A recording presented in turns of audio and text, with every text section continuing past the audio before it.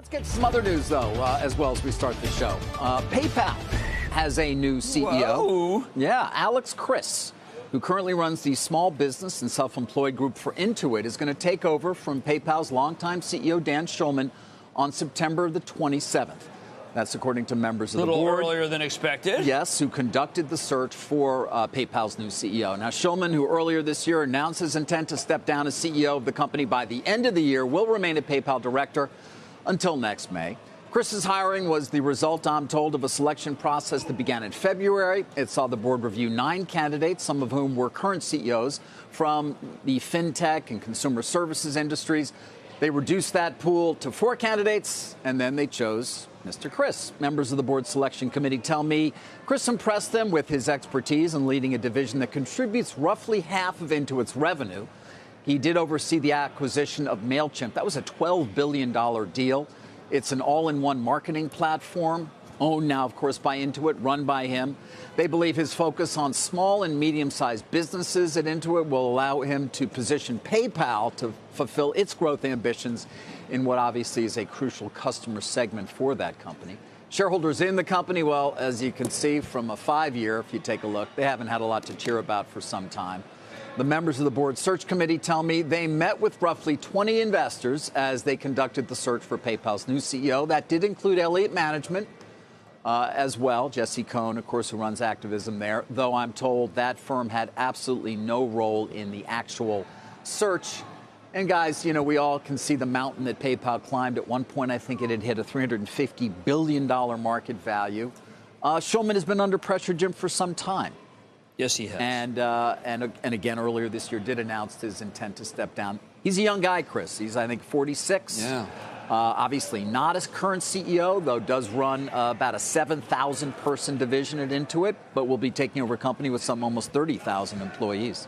Wow. I mean, look, this guy, I happen to like Intuit. They've come on the show, and the QuickBooks division is a remarkable division for small business.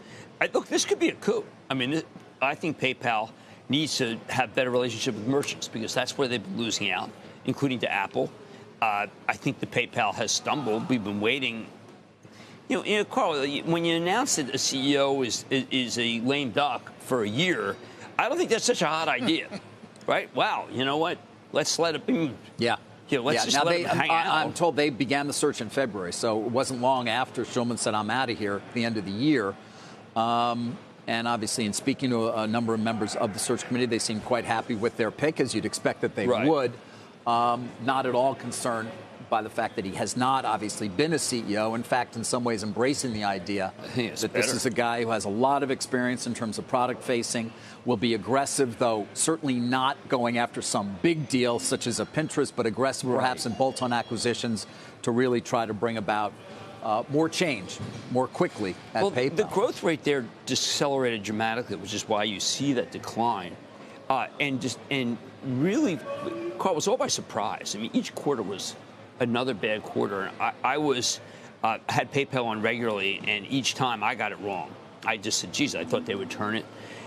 This fellow, this new guy, I only know him as being part of the winning team of a very winning company, Intuit. I was going to see when I get out to San Francisco. Yeah, I mean, Intuit, as we know, has become that's just a great work chart. An enormous. Yeah, you put one versus the other, and you get a sense here, at least, as to why you might be encouraged, given what Intuit's been able to do, particularly when it comes terrific. to. Brad was good beforehand. Right.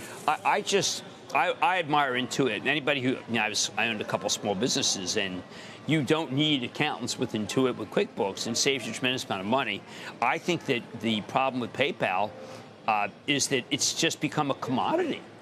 There's a lot of these companies that do what they do, and what happened if you look at a chart of PayPal, let's say overlaid with MasterCard, with Visa, you see that we turned against fintech and went with old-fashioned. And I think that this could be a very good move.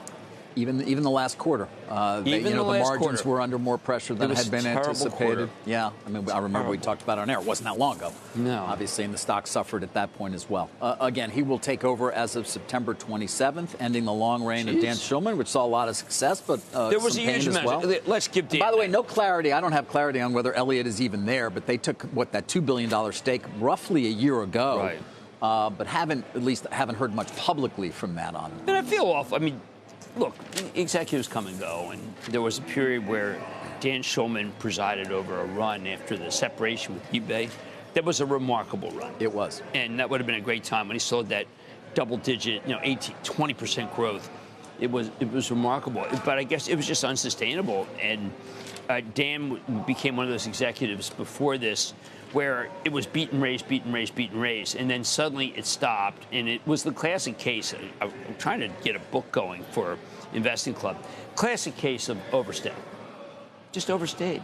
It's just painful. Yeah, certainly implications for the U.S. consumer.